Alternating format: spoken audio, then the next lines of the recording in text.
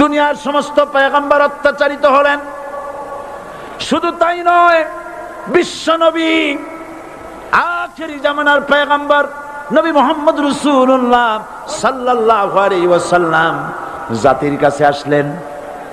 তিনি এসে বললেন, ইয়া আইয়ুহান নাস কুলু লা ইলাহা ইল্লাল্লাহ। প্রথম দাওয়া শুনছেন কথা? রাসূলুল্লাহ বলছেন, ও জাতি, আমার রাসূল তো মক্কার রাসূল না শুধু, মদিনার রাসূল না শুধু, আরবি ভাষা ভাষীদের রাসূল না শুধু, আমার নবী কি নবী? চিল্লায় বলেন। তাই তিনি বলেছেন, ও বিশ্বের মানবতা, বিশ্বের মানব গোষ্ঠী, যদি মুক্তি পেতে চাও, নাজাত পেতে চাও, উচ্চারণ করো, বিশ্বাস করো, আমল করো, বলো লা ইলাহা ইল্লাল্লাহ। জোরে পড়েন, লা ইলাহা ইল্লাল্লাহ, লা ইলাহা ইল্লাল্লাহু মুহাম্মাদুর রাসূলুল্লাহ। আবু জাহেল বুঝছিল কলেমার অর্থ? কথা বলেন না কেন? আবু জাহেল বুঝছিল? উতবা, সাইবা, মুগিরার গোষ্ঠীরা বুঝছিল? বুঝেছে। তারপরে তারা চিন্তা করলো যে সর্বনাশ তো করছে, লা ইলাহা, কোন ইলাহ নাই, আইনদাতা নাই, বিধানদাতা নাই, তাহলে আমরা কি ঘরে বসে বসে কি করব?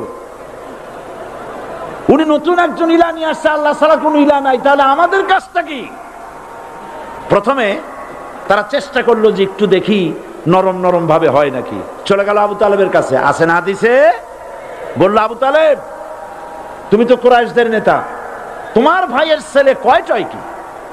কি আশ্চর্যজনক কথা, লা ইলাহা ইল্লাল্লাহ, আল্লাহ ছাড়া কোনো ইলাহ নাই, তা আমরা করব কি?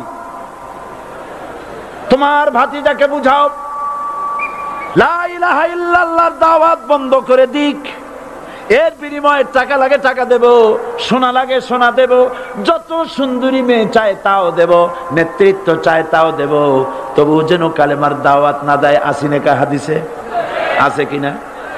নবীজি যখন বাড়ি ফিরলেন, চাচা আবু তালেব নিজের কলিজার টুকরা সন্তান হযরত জাফর আলীর চাইতে তিনি ভালোবাসতেন কলিজার মতো করে মুহাম্মদ সাল্লাল্লাহু আলাইহি ওয়াসাল্লামকে। বলছে, বাবা, এমন কথা কেন বলো যাতে লোকেরা খেপে যায়? এই কথাগুলি বলো না, ওরা আমার কাছে এই সব প্রস্তাব দিয়ে গিয়েছে। রাসূলুল্লাহ প্রস্তাব শুনে এগ্রি করলেন? জি। আমার নবী বলেন, ও আমার চাচা আবু তালেব, প্রস্তাবকারীদেরকে শুনিয়ে দিন। হুজুরের সাথে তখন অনেক লোকজন নাকি? অনেক অস্ত্রপাতি? কিচ্ছু নাই, আল্লাহর শক্তি ছাড়া কিছুই না। আমার নবী বলেন, ও আমার চাচা আবু তালেব, প্রস্তাবকারীদেরকে শুনিয়ে দেন, যেটা দেওয়া সম্ভব সেটা তো দূরের কথা, যেটা দেওয়া সম্ভব নয় তাও যদি তারা দিতে পারে আমারে, যেমন আকাশের সূর্যটা ধরে এনে ওরা যদি আমার ডান হাতে তুলে দেয়, আকাশের পূর্ণিমার চাঁদটা ধরে যদি বাম হাতে আমার তুলে দেয়, এর বিনিময়ে এক মুহূর্তের জন্য তাওহীদের দাওয়াত আমি বন্ধ করে দেব না। সুবহানাল্লাহ। রাসূল করিম সাল্লাল্লাহু আলাইহি ওয়াসাল্লাম তাদের এই প্রস্তাবকে যখন গ্রহণ করলো না, কাফেরেরা বুঝলো, আমি আগেই বলেছি 3 শ্রেণীর লোক বাধা দিয়েছে। কয় শ্রেণী? প্রথম শ্রেণী কি? রাষ্ট্র শক্তি, তাদের হাতে অস্ত্রপাতি তো খুব শক্তি, আর যারা একবার ক্ষমতায় যায় ওরা মনে করে এই ক্ষমতা থেকে আমাদেরকে কেউ নামাইতে পারবে না।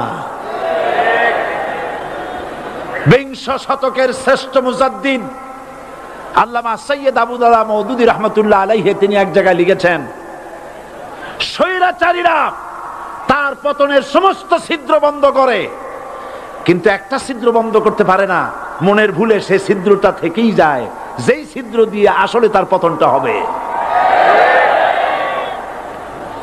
ক্ষমতায় গিয়ে মনে করে চিরকাল ক্ষমতায় থাকবো। ভারতের প্রধানমন্ত্রী পণ্ডিত জওয়াহরলাল নেহেরু রাঁচি পাগলাগারদে গিয়েছেন, মেন্টাল হসপিটাল।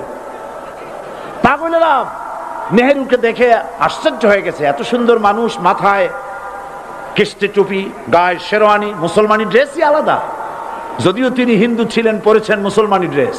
শেরওয়ানি কাদের পোশাক? কাদের পোশাক? হাতে ছড়ি নিয়ে হাঁটা, স্টাইল করে, সুন্দর পাজামা, সুন্দর টুপি, সুন্দর সাজসজ্জা করে মুসলমানদের ড্রেস। এই ড্রেস পরে তিনি গিয়েছেন, সবসময় যে ড্রেস তিনি পরতেন। পাগলেরা জিজ্ঞেস করছে, তুমি কে গো? উনি বলছেন, আমারে চেনো নাই? আমি ভারতের প্রধানমন্ত্রী পণ্ডিত জওয়াহরলাল নেহেরু। পাগলেরা বলছে, ও সেই কথা। আমরাও যখন হসপিটালে আসছিলাম, এই তোমার মতো লম্বা লম্বা কথা আমরাও বলছি। থাকো আমাদের সাথে কিছুদিন, তোমার মাথাও ঠান্ডা হয়ে যাবে। ক্ষমতায় যারা থাকে, ক্ষমতার মোহে চতুর্দিকে অন্ধকার দেখে, মনে করে আমার পতন আর হবে না। কিন্তু তোমাকে বধিবে যে গোকুলে বাড়ি শেষে। গাড়ির চাকা সব সময় উপরে থাকে না। গাড়ির চাকা সব সময় উপরে থাকলে গাড়ি তো চলবেই না। গাড়ির চাকা ঘোরে বলেই তো গাড়ি চলে। সুতরাং এই উপরে, তোমার চাকা উপরে এখন আছে বলে, তোমার দলের চাকা উপরে আছে বলে যারা মানুষের উপরে জুলুম করছো, আলেমদেরকে ধরতেছো, মুসল্লিদেরকে ধরে ধরে জেলে ঢুকাচ্ছ, সময় আসবে এমন ইন্দুরের গর্ত অপমানা পালাবার জন্য।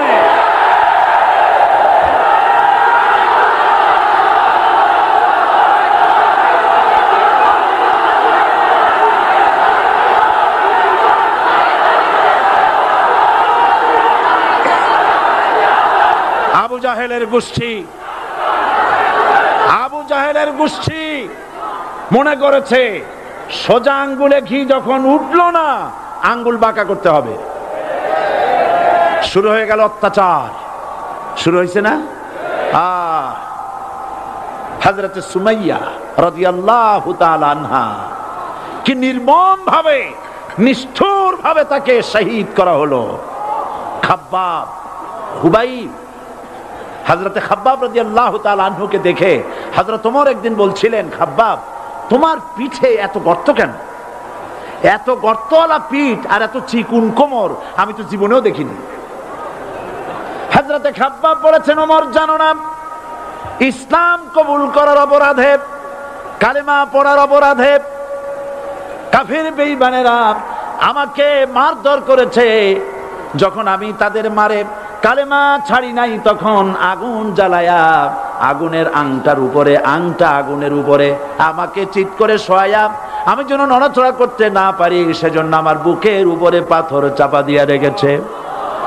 আগুনে গোশত পুড়ে পুড়ে আগুন ভিতরে ঢুকেছে, গায়ের রক্ত আর চর্বি গলে গলে পড়ে আগুনগুলো নিবেছে। ওই পিঠে যে গর্ত হয়েছে আজও পর্যন্ত সেই গর্ত মিটে যায় নাই।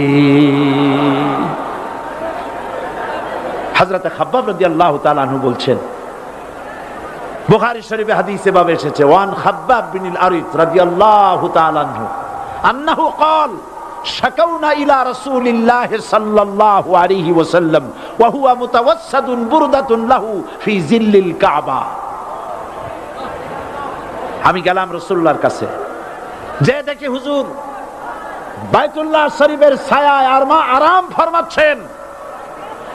আমি কাছে গিয়ে বললাম, আলা তাস্তানসিরু লানা আলা তাদউ লানা ইয়া রাসূলুল্লাহ। হে রাসূল, আপনি কি আমাদের জন্য দোয়া করবেন না? আপনি কি আমাদের জন্য আল্লাহর কাছে সাহায্য প্রার্থনা করবেন না? মার খেয়ে খেয়ে তো শেষ হয়ে গেলাম। শুনতেছেন আপনারা? আল্লাহর নবী উঠে বসলেন, বললেন, খাব্বাব শোনো, তোমাদের আগে যারা এই পৃথিবীতে এসেছিলেন দ্বীনের দাওয়াত দেওয়ার জন্য, সমকালীন রাষ্ট্র শক্তি তাদেরকে ধরতো, ফায়ুখাজুর রাজুলু ফায়ুহফারু লাহু ফিল আরদ, তার জন্য তারে ধরে নিয়া মাটির মধ্যে গর্ত করত, ফায়ুজআলু ফিহা, এরপরে সেই গর্তের ভিতরে তাকে কোমর পর্যন্ত গেড়ে দিত। সুম্মা ইউতা বিল মানশার, এরপরে করাত আনা হতো, ফায়ুদাউ আলা রাসিহি, এরপরে করাতটা মাথার উপরে রাখা হতো, ফায়ুজআলু নিসফাইন, এরপরে করাত দিয়া চিরে চিরে জীবিত মানুষটাকে দ্বিখণ্ডিত করে ফেলে দিত। মা ইয়াসুদ্দুহু যালিকা আন দীনি, এত কষ্ট দেওয়ার পরেও, এত জুলুম করার পরেও দ্বীনের দায়ীদেরকে এক চুল পরিমাণ আল্লাহর রাস্তা থেকে তারা সরাই দিতে পারে নাই। ওয়াল্লাহি, ও খাব্বাব আমি আমার আল্লাহর নামে কসম করি। ও মুসলমান, কে কসম করতেছে? আল্লাহ রাসূল। আমি আমার আল্লাহর নামে কসম করি, ওয়াল্লাহি লা ইউতাম্মান্নাল্লাহু হাযাল আমর হাত্তা ইয়াসির রাকিবু মিন সানা ইলা হাজরামাউত।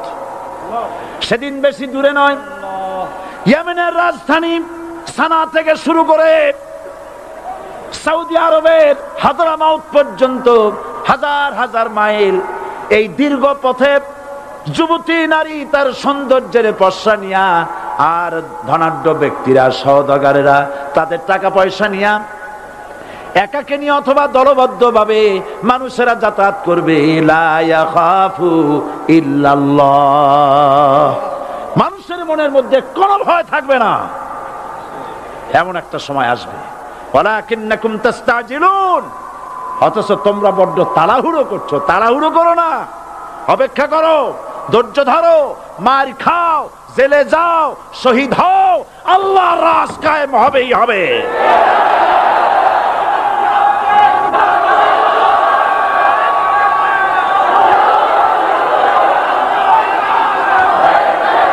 বিল্ডিং থেকে শিক্ষা গ্রহণ করুন। বিল্ডিং, ইমারত, দালান থেকে শিক্ষা গ্রহণ করুন। এই যেটা দালান আছে না পাশে, দেখতে পাচ্ছেন? এই দালান কি দিয়ে তৈরি করা হয়েছে বলেন? ইট। সমস্ত ইটেরা যদি ধর্মঘট করত, আমরা কেউ মাটির তলায় যাব না, কেউ আমরা আগুনে পুড়ে ঝামা হব না, পিক হব না, কেউ আমরা টুকরা টুকরা হব না, সবাই থাকবো উপরে উপরে, তাহলে কি দালান হইতো নাকি? এই বিল্ডিং নির্মাণ করতে গিয়া ইটের যে স্যাক্রিফাইস, হাজার হাজার ইটকে পিক হতে হয়েছে, পুড়ে যেতে হয়েছে, খোয়া হতে হয়েছে, ভেঙে টুকরা টুকরা হয়ে 50 ফিট মাটির নিচে যেতে হয়েছে। তারপরে ইমারত গঠন হয়েছে, সুন্দর দালান তৈরি হয়েছে। যারা ইসলামী শাসন চান, আল্লাহর দ্বীনকে বিজয়ী দেখতে চান, তাদেরকে অসংখ্য মানুষকে পোড়া ইটের মতো জেলখানায় পুড়ে পুড়ে মরতে হবে। অসংখ্য মানুষকে ফাঁসির কাস্টে ঝুলতে হবে, গায়ের রক্ত দিতে হবে, শহীদ হতে হবে, তারপরে ইসলামের ইমারতটা কায়েম হয়ে যাবে। শায়ের কবি কি সুন্দর করে বলছেন, কবি সুন্দর করে বলছেন, ये शहादत गाहे उल्फत में कदम रखना, ये शहादत गाहे उल्फत में कदम रखना, लोग समझते हैं आसा है मुसलमान होना। মানুষেরা মনে করে মুসলমান হওয়া খুব সহজ জিনিস। না, মুসলমান হওয়ার অর্থ হলো শাহাদাতের ঈদগাহে শামিল হয়ে যাওয়া।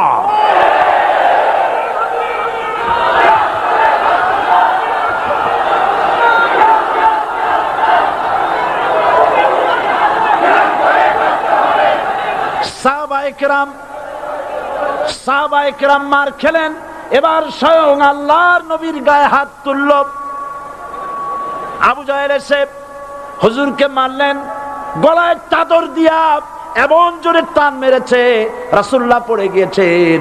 হাদিসে এসেছে হুজুরের চোখ মোবারক ঠিকরে পড়ে যেতেছে, চেহারা মোবারক লাল হয়ে গিয়েছে, জমিনের উপর আছাড় মেরে ফেলেছে।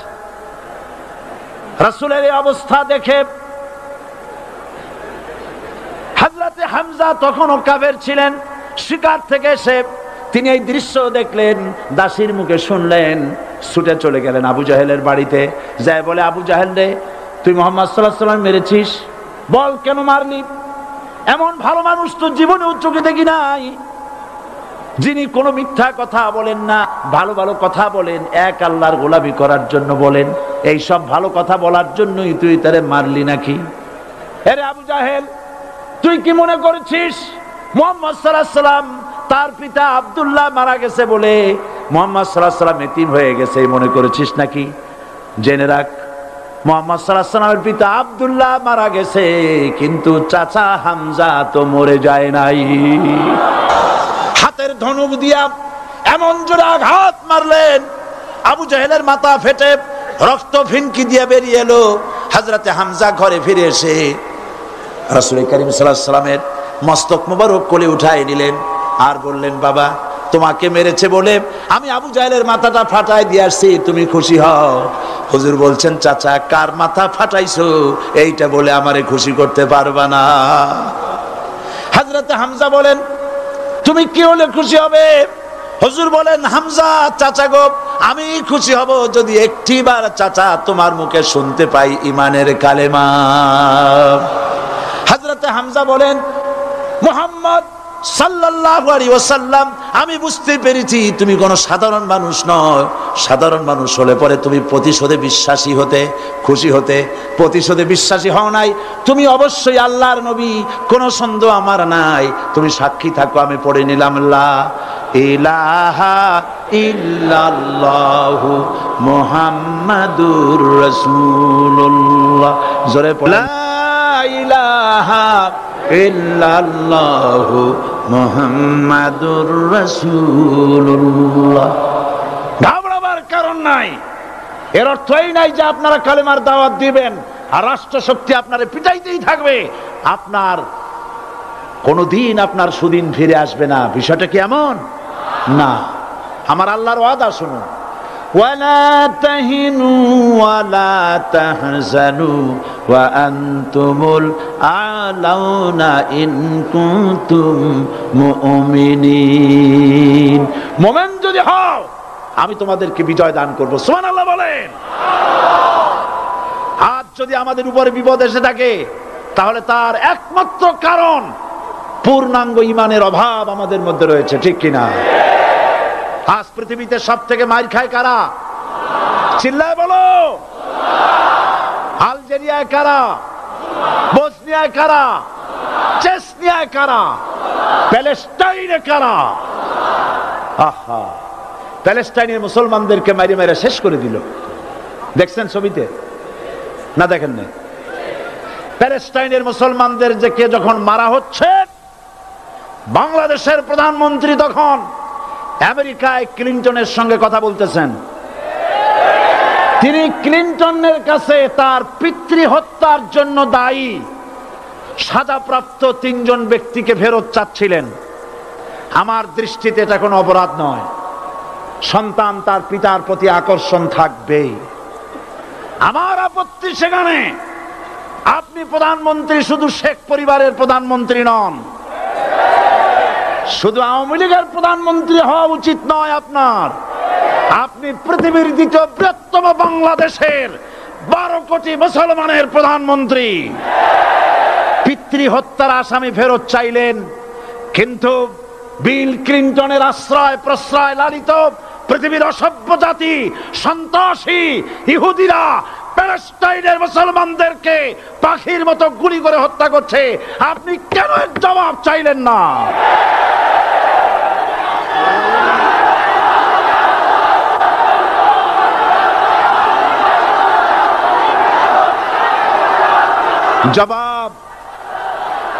জবাব আপনি চাইতে পারবেন না, কারণ মুনাফিকদের সাহস হয় না, সাহস হয় মুমিন ব্যক্তির। বিল ক্লিনটনকে বলা দরকার ছিল, এই ইসরায়েলকে তোমরাই বসিয়েছো, মধ্যপ্রাচ্যের বিষ ফোড়ায় পরিণত করেছো তোমরা। তবে হ্যাঁ, যুরিবাত আলাইহিমুজ যিল্লাতু ওয়াল মাসকানা ওয়া বাউ বিগাদাবিন মিনাল্লাহ। আল্লাহর গজব আসবে, ইহুদিরা পৃথিবী থেকে নিশ্চিহ্ন হবেই হবে ইনশাআল্লাহ। দেখেছেন তাকায়া প্যালেস্টাইনে ইসরায়েলিরা হেলিকপ্টার, গানশিপ, কামান, বোমা নিক্ষেপ করছে, আর প্যালেস্টাইনের শিশু, কিশোর, যুবকেরা ইহুদিদের নিক্ষিপ্ত বোমা আর কামানের মোকাবেলা করতেছে পাথর দিয়ে। আমি আমার অন্তরের অন্তঃস্থল থেকে ধন্যবাদ জানাই, মোবারকবাদ জানাই খালিদ বিন ওলীদের উত্তরসূরি, খাব্বাব খোবাইবের উত্তরসূরি প্যালেস্টাইনের ওই সব যুবকদেরকে যারা কাফের বেঈমান ইহুদিদের মোকাবেলা করতেছে ইট আর পাথর দিয়ে। আর আমি আমার অন্তরের অন্তঃস্থলের সমস্ত ঘৃণা দিয়ে আমি ধিক্কার জানাই পৃথিবীর মুসলিম শাসকদেরকে, যারা মুসলমানদের মার দেখে চুপ করে যারা বসে আছে।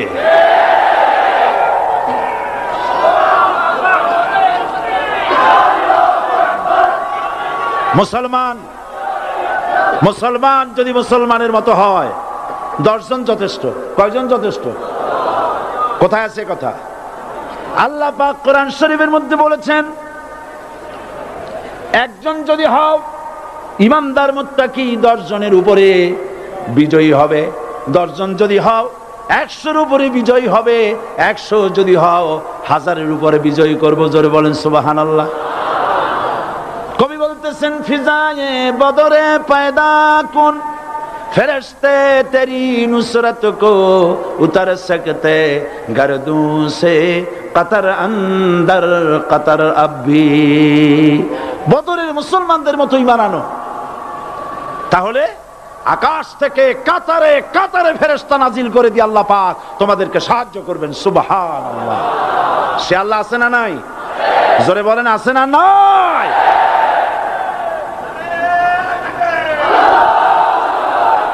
সেই আল্লাহ রাব্বুল আলামিন কোরআনে কারীমের ভিতরে আয়াতুল কুরসির মধ্যে বলে দিয়েছেন, আল্লাহু লা ইলাহা ইল্লা হুয়াল হাইয়ুল কাইয়্যুম। প্রাণ খুলে সবাই পড়েন, বসা মানুষ, দাঁড়ানো মানুষ। আল্লাহু লা ইলাহা ইল্লা হুয়াল হাইয়ুল কাইয়্যুম। আল্লাহ রাব্বুল আলামিন, তিনি ছাড়া কোনো ইলাহ নাই, তিনি সার্বভৌমত্বের মালিক, কেউ নাই আল্লাহ ছাড়া। এই কথা মানুষকে ঘোষণা করতে হবে। বাধা, এই কথা বললেই বাধা দেবে কয় শ্রেণীর লোক? 3 শ্রেণী। প্রথম শ্রেণী হচ্ছে কে? রাষ্ট্রশক্তি। আজও তারা বাধা দিচ্ছে। আল্লাহর আইন দিয়ে দেশ চালাও, তারা তাদের মন মর্জি মোতাবেক আইন দিয়ে দেশ চালাবে। আল্লাহ পাক বলছেন, আলা আলাহুল খালকু ওয়াল আমরু। সৃষ্টি যার, আইন চলবে তা। কারো বাবার আইন চলতে পারে না, নিজেদের তৈরি করা আইন চলবে না। ইনিল হুকমু ইল্লা লিল্লাহ। একমাত্র আইন চলবে কার? এই আইন রাসূল করিম সাল্লাল্লাহু আলাইহি ওয়াসাল্লাম মদিনায় কোরআন দিয়ে প্রতিষ্ঠিত করেছিলেন। আল্লাহর বিধান, আল্লাহর সার্বভৌমত্ব কায়েম করেছিলেন। কোরআন সংবিধান হলো, চুরি বন্ধ হলো, ডাকাতি বন্ধ হলো, জেনা বন্ধ হলো, হত্যা বন্ধ হলো, ধর্ষণ বন্ধ হলো, সব কিছু বন্ধ হয়ে গিয়ে মুসলমানেরা শান্তি লাভ করলো, পৃথিবীর মানুষ শান্তি লাভ করলো। সুবহানাল্লাহ বিহামদিহি। আজ মুসলমানেরা শত্রু চেনে না, বন্ধু চেনে না। বন্ধুকে বানায়েছে শত্রু, শত্রুকে বানায়েছে বন্ধু। কে বন্ধু কে শত্রু চিনাই দিবেন কে? আল্লাহ। বলেন, কে দিবেন? আল্লাহ রাব্বুল আলামিন কোরআনে কারীমের মধ্যে পরিষ্কার করে বলেছেন, লাতাজিদান্না শাদ্দান নাসি আদাওয়াতান লিল্লাযীনা আমানুল ইয়াহুদা ওয়াল্লাযীনা আশরাকু। আল্লাহ পাক বলছেন, হে রাসূল, মানুষের ভিতরে 2টা শ্রেণী মুমিনদের জন্য সব থেকে জঘন্য দুশমন। কয়টা শ্রেণী? 2টা। একটা হলো ইহুদ, আর একটা হলো মুশরিক। একটা হলো ইহুদি, আর একটা হলো মুশরিক। এটা হলো তোমাদের দুশমন। আর আজ আমাদের দেশে, পৃথিবীর বিভিন্ন দেশে মুসলমানেরা মুশরিকদের সঙ্গে সম্প্রীতি বাড়াচ্ছে, মুসলমানদের সাথে শত্রুতা বাড়াচ্ছে। আজ আমার দেশে পূজা পার্বণে বাধা নাই। পূজা পার্বণে বাধা আছে? পূজা পার্বণে বাধা নাই। বাধা কোথায়? কোরআন শরীফের তাফসীর মাহফিলে। কোরআনের তাফসীরের মাহফিলে বাধা দেওয়া হচ্ছে।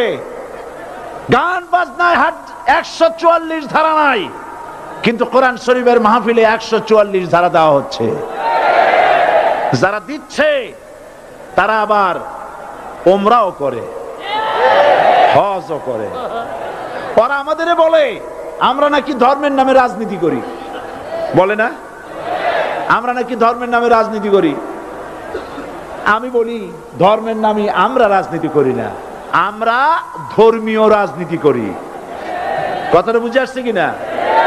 ধর্মের নামে রাজনীতি তো সেই ব্যক্তি করে 1996 সনের নির্বাচনের আগে যিনি মাথায় পট্টি বেঁধেছিলেন, যিনি শপথ গ্রহণের সময় হাতে তসবিহ পড়েছিলেন। ধর্মের নামে রাজনীতি তিনি করেছেন। আজ আজ অনেকগুলি ডিগ্রি পেয়েছেন তিনি, অনেকগুলি ডিগ্রি পেয়েছেন। কয়টা? মুখস্থ হয়ে গেছে আপনাদের। শকুনেরা, শকুন যদি গরুর গোশত কিনে খাওয়া লাগতো, 80 টাকা কেজি দরে শকুনে এত গোশত কিনে খাইতে পারতো না। লেখাপড়া করে যদি ডিগ্রি নেওয়া লাগতো, এত ডিগ্রি কপালে জুটতো না। পয়সা দিয়া ম্যানেজ করা ডিগ্রি, কিন্তু 9টা নিলে কি হবে? আসল ডিগ্রিটা এখনো বাকি আছে। আসল ডিগ্রি কোনটা?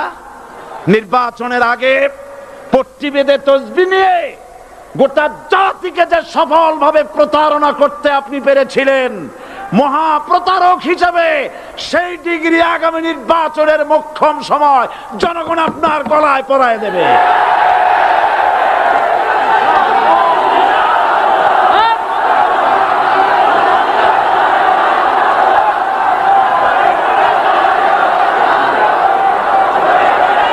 সুতরাং ধর্মের নামে রাজনীতি নয়, আমরা ধর্মীয় রাজনীতি করি, আমরা এই কোরআনের রাজনীতি করি।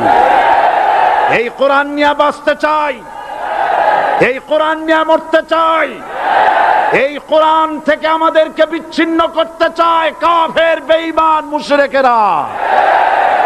ও আমার জাতি, কোরআন থেকে যারা বিচ্ছিন্ন করতে চায়, তোমরা কি তাদের বিরুদ্ধে জিহাদের জন্য প্রস্তুত থাকবে?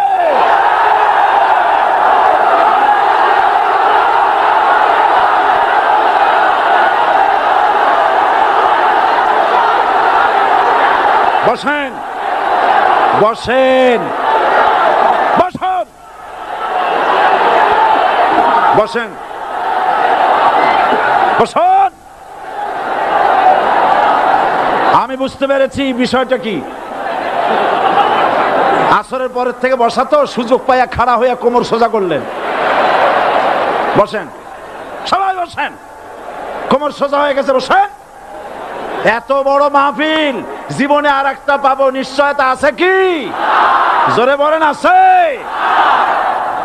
আজ আমাকে কথা বলতেই হবে ইনশাআল্লাহ, কারণ আগামীতে আবার আপনাদের সাথে দেখা হবে কিনা আমি জানি না। কথা বলতেই হবে। বসেন, কেউ দাঁড়িয়ে থাকবেন না। আমি দেখতে পাচ্ছি বাংলাদেশের ভাগ্য আকাশে উত্তর গগনে কালো মেঘ জমা হয়েছে, ঝড়ের পূর্বাভাস লক্ষ্য করছি। যদি মোকাবেলা করতে না পারেন সক্ষম ভাবে, এমন অন্ধকার গাঢ় কালো অমাবস্যার রাত আসতে পারে যার সুবে সাদেক হওয়া অসম্ভব। সুতরাং আপনারা কি কাপুরুষের মতো কাফের মুশরিকদের গোলামি করে মরতে চান? বিড়ালের মতো 500 বছর বেঁচে থাকার কোনো লাভ নাই। সিংহের মতো 1 ঘন্টা বাঁচতে চাই। আমাদেরকে বলা হয় সাম্প্রদায়িক উস্কানিমূলক কথা নাকি আমি বলি। পত্রপত্রিকা দিছে না তারা? সাম্প্রদায়িক উস্কানি কথা, সাম্প্রদায়িক উস্কানিমূলক কথা বলি।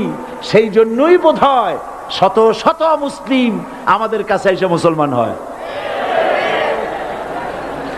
মানুষে আর বোকা বানানো যাবে না। যাবে কি? আর বোকা বানানো যাবে? তারপর বলছে কি? এরপরে বলছে, আমাকে বলছে রাজাকার।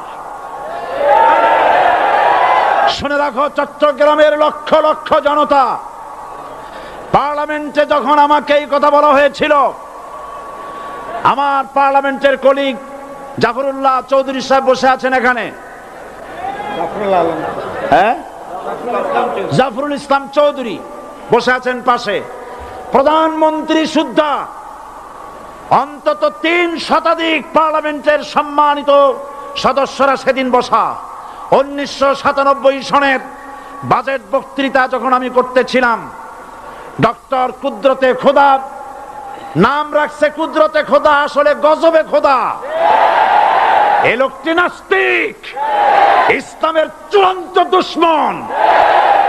তার প্রণীত শিক্ষা ব্যবস্থার যখন সমালোচনা করছিলাম, ট্রেজারি বেঞ্চ থেকে আমাকে বলা হলো রাজাকার।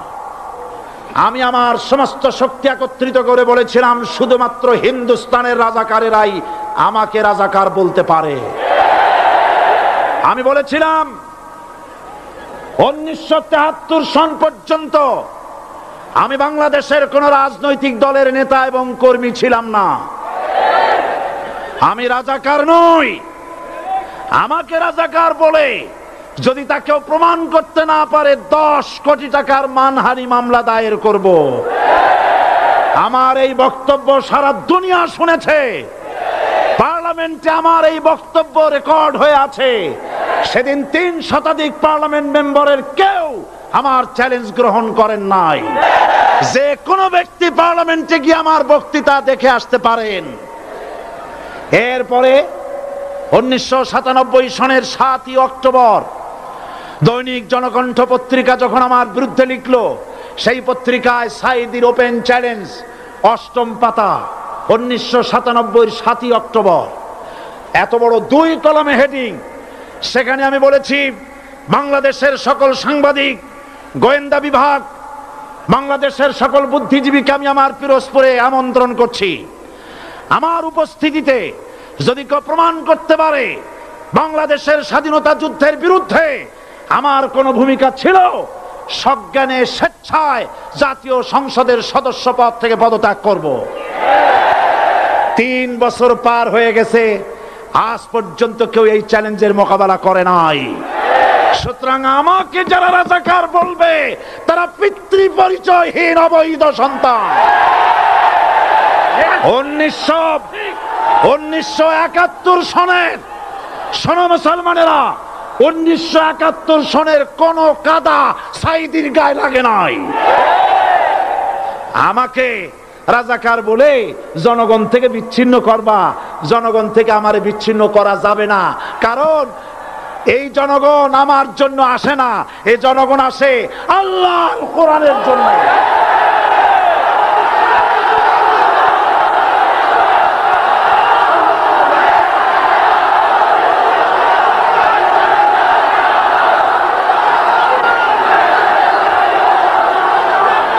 আজকে আজ যারা ইসলামের কথা বলে, তারাই রাজাকার, তারাই মৌলবাদী। মৌলবাদী বললে আমরা অসন্তুষ্ট হই না, কারণ মৌলবাদী শব্দটা আসছে মূল থেকে।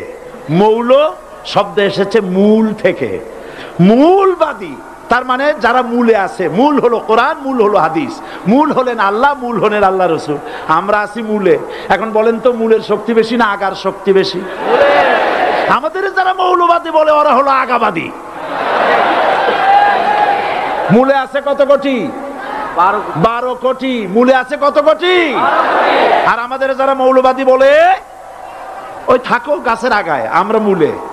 লাভালাভি বেশি করবা না, 12 কোটিতে গাছের গোড়া আসতে নানা দেবে, মামু বাড়ি দিল্লি গিয়ে পড়বা, বাংলার জমিনে জায়গা হবে না। এ কথা বিশ্বাস করো।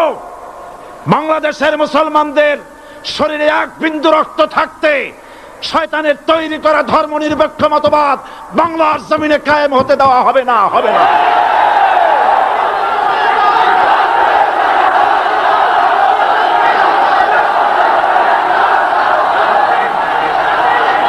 রাসূল করিম সাল্লাল্লাহু আলাইহি ওয়াসাল্লাম কোরআন প্রতিষ্ঠার জন্য আন্দোলন করেছিলেন।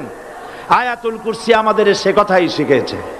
আল্লাহ রাব্বুল আলামিন বলেন, আল্লাহু লা ইলাহা ইল্লা হুয়াল হাইয়ুল কাইয়্যুম। প্রাণ খুলে পড়েন, আল্লাহু লা ইলাহা ইল্লা হুয়াল হাইয়ুল কাইয়্যুম।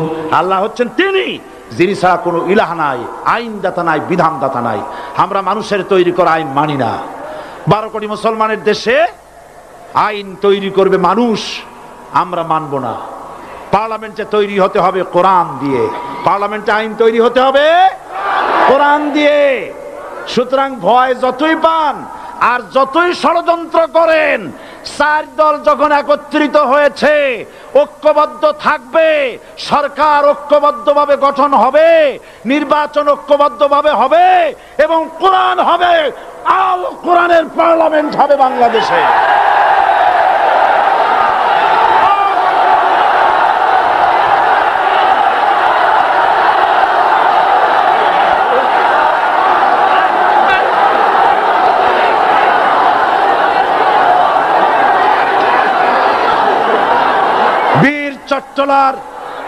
বীর চট্টলার মুসলমানেরা স্বাধীনতার ঘোষণা, এই চট্টগ্রাম থেকে স্বাধীনতার মহান ঘোষক প্রেসিডেন্ট জিয়াউর রহমান সাহেব দিয়েছিলেন। এই চট্টগ্রাম থেকেই ইসলামী রাষ্ট্রের ঘোষণা হবে।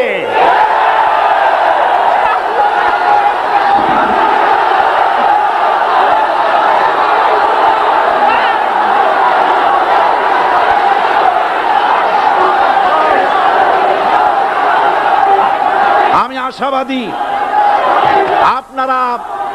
আপনারা অবশ্যই তা পারবেন। আমি 100% বিশ্বাস করি ইনশাআল্লাহ। কারণ যে ষড়যন্ত্রের মোকাবেলা করে স্থানীয় রাজনৈতিক দলের নেতৃবৃন্দ কোরআনের মাহফিল সিনায় এনেছেন, আমি প্রথম দিনেই বলেছি চট্টগ্রাম তাফসিরুল কোরআন মাহফিল কোন রাজনৈতিক দলের প্রতিনিধিত্ব করে না।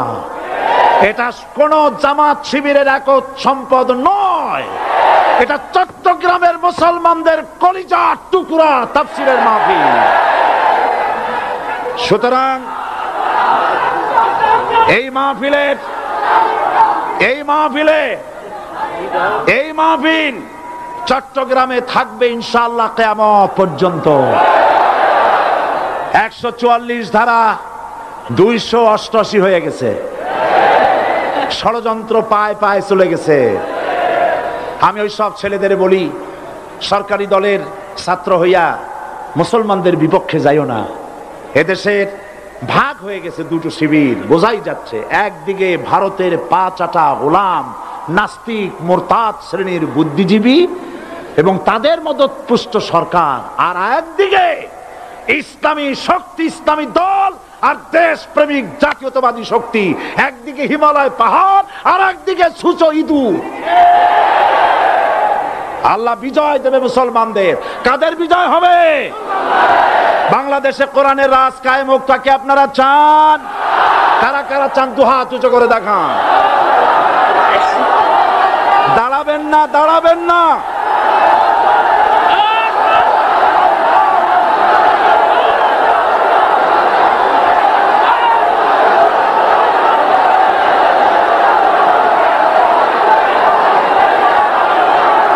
বসুন,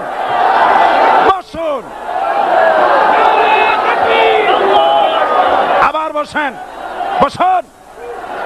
জোরে সরে জিকির করেন লা ইলাহা ইল্লাল্লাহ, আরো জোরে লা ইলাহা ইল্লাল্লাহ, লা ইলাহা ইল্লাল্লাহ,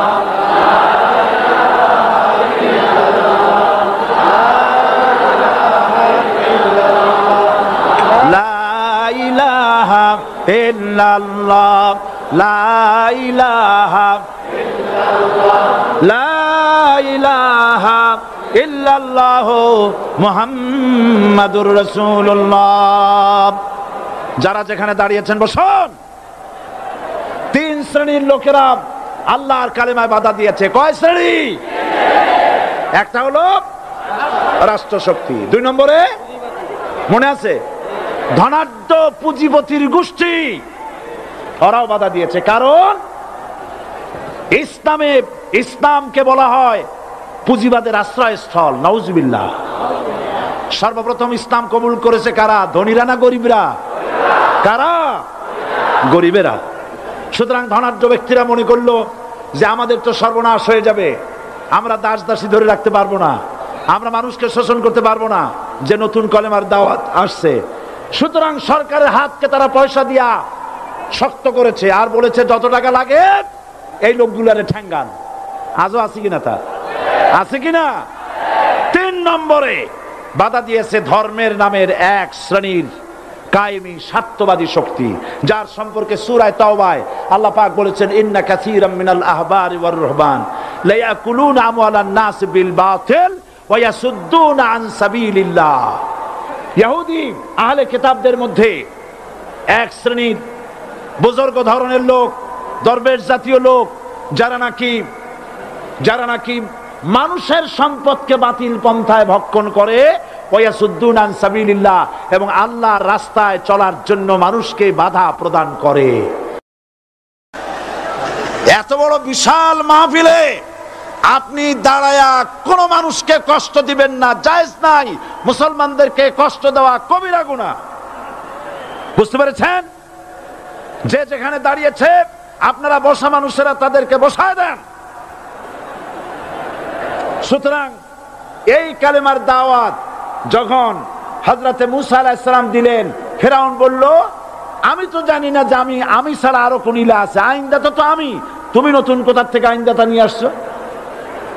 ফিরআউন বলছে দেখো, আমারে বাদ দিয়া যদি অন্য কাউকে ইলাহ বলে তুমি মানো আর সেই শিক্ষা যদি যে জাতিকে দাও, তাহলে আমি তোমাকে ধরে লাআজআলান্নাকা মিনাল মাসজুনিন, আমি তোমাকে কারারুদ্ধ করব, আমি তোমাকে জেলখানায় ঢুকিয়ে দেব। রাষ্ট্রশক্তি প্রথম বাধা দিল কারা? বলেন সবাই। সেই বাধা কি ওখানে শেষ হয়েছে না এখনো আছে? আছে কিনা জোরে বলেন। আমি তোমাকে জেলখানায় ঢুকাবো। হযরতে মুসা আলাইহিস সালাম বলেন ফিরআউন রে, জেলের ভয় আমি করি না, আমার কি জেলের ভয় দেখায়া লাভ নাই, আমি আল্লাহ পাকের পয়গম্বর হযরতে মুসা আলাইহিস সালাম। ফিরআউনের দলবল আছে, লোক লস্কর আছে, তার অস্ত্রের অভাব নাই। আল্লাহ রাব্বুল আলামিন মুসা আলাইহিস সালামের কাছে একটা অস্ত্র দিয়া দিলেন। দিছিলেন কিনা? আল্লাহ পাক হযরত মুসা কি বলেছেন? ওয়া মা তিলকা বিয়ামিনিকা ইয়া মুসা, মুসা রে তোমার হাতে ওটা কি? মুসা আলাইহিস সালাম বললেন এটা লাঠি। আল্লাহ পাক বললেন ফেলে দাও লাঠি। লাঠি ফালায় দিলেন, কি হয়ে গেল? হিয়া হাইয়াতুন তাসআ, লাঠি হয়ে গেল। এখন লাঠি পড়ে সাপ হয়ে গেল। সাপ দেখে নবী হোক, ওলি হোক, সাহাবী হোক আর আলেম হোক, সাপ দেখলে ভয় করে না মানুষের? মুসা আলাইহিস সালাম ভয় পেয়েছে। আল্লাহ রাব্বুল আলামিন হযরত মুসাকে শোনায় দিলেন, খুযহা ওয়া লা তাখাফ সানুঈদুহা সিরাতাহাল উলা, খোঁজ ধরো, লা তাখাফ, ভয় পেও না। আল্লাহ বলছেন ধরো, ভয় পেও না। ধরার সঙ্গে সঙ্গে স্বাভাবিক অবস্থায় ফিরে আসবে, আবার লাঠি হয়ে যাবে। এখন আল্লাহ বলছেন ধরো। মুসা আলাইহিস সালাম কি ভয় পাওয়া উচিত হবে? উচিত হবে? মুসা আলাইহিস সালাম কি ভয় পাইছিলেন? কারণ হচ্ছে এই দুশমনের শক্তিটা খুব বড়ই দেখা যায়, মনে হয় যেন অনেক বড় কি জানি কি। আল্লাহ পাক বলছেন ইন্না কাইদাশ শায়তানে কানা দাঈফা, শয়তানের চক্রান্ত যতই তুমি মনে করো অনেক ষড়যন্ত্রের জাল বিস্তার হয়ে আছে, আল্লাহ কয় কিছুই না, দাঈফা, অত্যন্ত দুর্বল। আল্লাহ পাক বললেন ধরো। মুসা আলাইহিস সালাম সাপ ধরলেন, সঙ্গে সঙ্গে লাঠি হয়ে গেল। ফিরআউন বরদাস্ত করলো না, রাষ্ট্রশক্তির পক্ষ থেকে আক্রমণ শুরু হলো। অপরাধ কি? মুসা আলাইহিস সালামের অপরাধ কি? কি অপরাধ? মাশাআল্লাহ, বুঝতে পেরেছেন। অপরাধ হচ্ছে তিনি বলেছেন লা ইলাহা, জোরে বলেন লা ইলাহা ইল্লাল্লাহ। এই কালেমাকে আজ আমরা ভিক্ষার বুলি বানাইছি। এটা হলো সার্বভৌমত্বের বুলি, এটা হচ্ছে আল্লাহ পাকের সার্বভৌমত্বের কথা। আজ আমরা মানুষের কাছে আমরা শুনি, মানুষেরা ভিক্ষা চায়, লা ইলাহা ইল্লাল্লাহ, এক মুঠ চাউল দেন, লা ইলাহা ইল্লাল্লাহ 10 খান পাই দেন। এই হচ্ছে কালেমার জিকির। আবার কেউ কেউ জিকির করতেছে লা ইলাহা আস্তে, ইল্লাল্লাহ জোরে, এমন জোরে কলব সাফ করে, কলব তাতে থাকলেও পারে গেলেও পারে। এই কালেমার জার, এর আঘাত পয়গম্বররা মেরেছেন। হযরতে মূসা আলাইহিস সালাম যখন বলেছেন লা ইলাহা ইল্লাল্লাহ, এই ধাক্কা ফেরাউন বরদাস্ত করতে পারে নাই। দরিয়ায় নীলের ভিতরে আল্লাহ পাক ডুবাইয়ে শেষ করে দিয়েছেন, দেন নাই? হযরতে মূসা আলাইহিস সালাম তার উম্মতেরা দরিয়ার পাশে বসে দ্বীনি কথাবার্তা বলতেছেন। এমন সময় ফেরাউন, তার শত্রু হচ্ছে মূসা আলাইহিস সালাম। শত্রু কেন? মূসা কি ফেরাউনের পাকা ধানে মই দিয়েছে নাকি? বলেন আপনারা। তার হালের গরু পিটায় মারছে নাকি? অপরাধ হলো তিনি আল্লাহর জমিনে আল্লাহর আইন প্রতিষ্ঠার কথা বলেছেন। এই শুধুমাত্র এই অপরাধে ফেরাউন তার দলবল নিয়ে 3 দিক থেকে আক্রমণ করেছে। মূসা আলাইহিস সালামের উম্মতেরা ভয় পেয়ে গেছেন। তারা বলছেন ইন্না লামুদরাকুন, আমরা পাকড়াও হয়ে গেছি। 3 দিকে সাড়াশি আক্রমণ, 3 দিকে শত্রু, একদিকে দরিয়া, পালাবার রাস্তা আছে? হযরত মূসা আলাইহিস সালাম ভয় পেয়ে গেলেন, সারেন্ডার করলেন না। হযরত মূসা আলাইহিস সালাম বললেন কাল্লা, কখনো নয়, ভয় পাওয়ার কোনো কারণ নাই। রব্বি সায়াহদিন, অবশ্যই আমার রব আমার জন্য রাস্তা করে দিবেন। ভয় পাইও না, আমার রব রাস্তা করে দিবেন। আল্লাহ রাব্বুল আলামিন হযরত মূসা আলাইহিস সালামকে অর্ডার করলেন, হাতের লাঠি দিয়া দরিয়ার উপরে আঘাত করো। হযরতে মূসা আলাইহিস সালাম দরিয়ার উপরে আঘাত করলেন। রাস্তা ছিল দরকার একটার, এক বাড়িতে আল্লাহর হুকুমে লাঠি দিয়ে একটি আঘাত করার সঙ্গে সঙ্গে হযরত মূসার তার সঙ্গী সাথী দরিয়া পার হওয়ার জন্য দরিয়ার মধ্য দিয়ে আল্লাহ 12টা রাস্তা পয়দা করে দিলেন। সে আল্লাহ আছে না নাই? এত আসতে বলেন কেন? ভয় পাওয়ার কারণ আছে? রাষ্ট্র শক্তি বাধা দিয়েছে সমস্ত নবীদেরকে। কেন? নবীদের চরিত্র খারাপ? জোরে বলেন, নবীদের চরিত্র খারাপ? নবীদের চাইতে মাসুম বেগুনাহ উন্নত চরিত্রের মানুষ আল্লাহর আকাশের নিচের জমিনের উপরে আর হয় নাই। তোমরা যে সব নেতাদের পিছনে দৌড়াও, অমুকের সৈনিক, নেতা নেতা করে মরো, এইসব নেতা যাদের পিছনে দৌড়াও, এই নেতাগুলি, আমি জিজ্ঞেস করি আপনাদেরকে, এই নেতাগুলি জীবনে একবারও জেনা করে নাই। এ ব্যাপারে অনুসারীরা আপনারা কি নিশ্চিত? মিথ্যা কথা জীবনেও কয় নাই, প্রতারণা করে নাই, ঠাট্টা করে নাই, বিদ্রুপ করে নাই, মদ খায় নাই, মানুষ হত্যা করে নাই। কিসের নেতা? নেতা হচ্ছেন সেই ব্যক্তি যিনি বলেছেন, ও আমার স্ত্রীরা, ও আমার সাহাবীরা, রাতের আধারে আমার মধ্যে যা আচরণ দেখতে পাও, দিনের আলোতে আমার মধ্যে যা দেখতে পাও, সবগুলি খুলে খুলে মানুষের কাছে বলে দাও। তার নাম বিশ্বনবী মুহাম্মদ রাসূলুল্লাহ সাল্লাল্লাহু আলাইহি ওয়াসাল্লাম।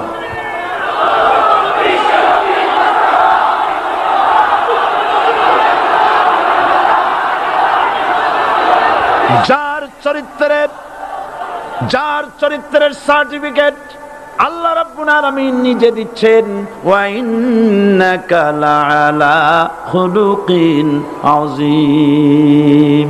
নবী হে, উন্নত চরিত্রের উপরে আপনি প্রতিষ্ঠিত। সুবহানাল্লাহ। কে সার্টিফিকেট দিচ্ছেন? আযীম, আযীম। আরবিতে চওড়াকে বলা হয় আরিদ, গভীরতাকে বলা হয় আমিক। কত প্রশস্ত, যা মাপার কোনো ফিতা নাই, কত গভীর, যা মাপার কোনো যন্ত্র নাই, এইটাকে আরবিতে বলা হয় আজিম। সুবহানাল্লাহ বলতে ইচ্ছে করে না? ও নবী, তোমার চরিত্র এমন যা মাপার মতো যন্ত্র পৃথিবীতে নাই। এই সার্টিফিকেট দিলেন কে? সমস্ত নবীরাই চরিত্রবান, নবীরা মাসুম বেগুনাহ। সুবহানাল্লাহ বিহামদিহি। সেই নবীরা মার খান নাই? খেয়েছেন কিনা বলেন? কারা মেরেছে? রাষ্ট্রশক্তি। কারো মেরেছে? কারণ নবীরা বলেছেন লা ইলাহা ইল্লাল্লাহ। পড়েন সবাই লা ইলাহা ইল্লাল্লাহ। আপনিও যদি নবীদের মতো সাহাবীদের মতো বুঝা এই কলেমার দাওয়াত দেন, বাধা আসবেই। বোঝাবুঝির ব্যাপার, বুঝতেই সারলো। কত মাহফিল হয় বাংলাদেশে, হয় না? কোনো বাধা নাই, ঠিক কিনা? কত পূজা হয়, পার্বণ হয়, গান হয়, থিয়েটার হয়, গুনাগার বিবির গান হয়, কত কিছু হয়। কোনো বাধা আছে? তাফসীরের মাহফিলে বাধা। কারণ ওরা বুঝতে পেরেছে এ তাফসীরের মাহফিলে গাজীর গীত হয় না, এ তাফসীরের মাহফিলে আল্লাহর সার্বভৌমত্ব কায়েমের আন্দোলন চলে।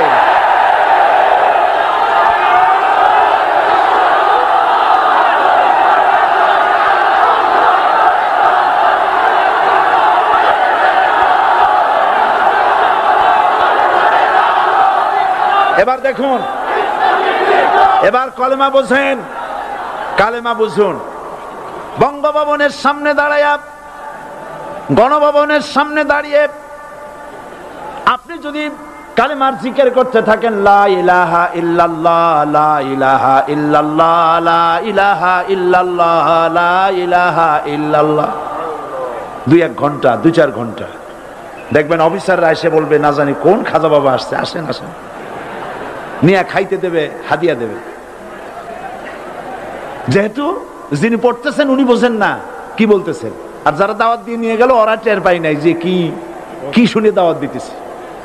কিন্তু আপনি যদি বঙ্গভবন, গণভবন, সেক্রেটারিয়েট আর পার্লামেন্ট এর ভিতরে ঢুকে যদি বলেন কোন মানুষের তৈরি করা আইন মানি না, কোন সরকারের সার্বভৌমত্ব স্বীকার করি না, কারো বিধান মানি না, কারো তৈরি করা আইনের সামনে মাথা নত করি না, আল্লাহ ছাড়া কারো বিধান মানি না, হাদিয়া আসবে, খাইতে দেবে, পকেটে টাকা দেবে, খাওয়াবে এক জায়গায় নিয়ে। কোন জায়গায়? লাল দালানে। বোঝাবুঝির ব্যাপার। পয়গম্বরেরা দাওয়াত দিয়েছেন আয়াতুল কুরসি, ফরজ নামাজ পড়িয়া দেখছি অনেকেই জামার বুতাম টুতাম খুলিয়া তারপরে জোরে একটা ফু দেন। অসুবিধা নাই, ফু আপনি দেন, কিন্তু কি পড়ে ফু দিচ্ছেন আপনি কি বুঝছেন কিছু? সুবহানাল্লাহ।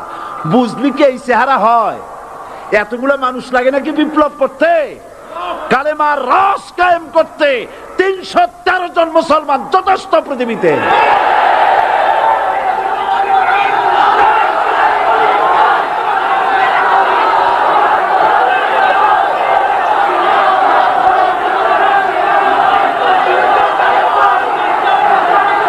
আল্লাহ পাক কোরআনে কারীমের মধ্যে আল্লাহ পাক বলেছেন এমন একজন নবী পাঠাই নাই, ইয়া হাসরাতান আলাল ইবাদ, বান্দার উপরে আফসোস। আহারে, কে বলতেছেন? আমার আল্লাহ। বলেন আমার আল্লাহ। তিনি আফসোস করছেন, আফসোস। একজন পয়গম্বর এমন পাঠাইলাম না, একজন রাসূল পাঠাইলাম না যার সাথে এরা ঠাট্টা করে নাই, বিদ্রুপ করে নাই, পাগল বলে নাই, মারে নাই। আহা, অপরাধ কি? আল্লাহর সার্বভৌমত্ব প্রতিষ্ঠার অপরাধ। হযরত ইব্রাহিম আলাইহিস সালাম তিনি যখন এই কালেমার দাওয়াত দিয়েছেন নমরুদের বিরুদ্ধে, নমরুদ বলেছে মান আশাদ্দু মিন্না কুওয়া, আমার চাইতে শক্তিশালী আর কে আছে? আনা রব্বুকুমুল আলা, আমি তোমাদের বড় প্রভু।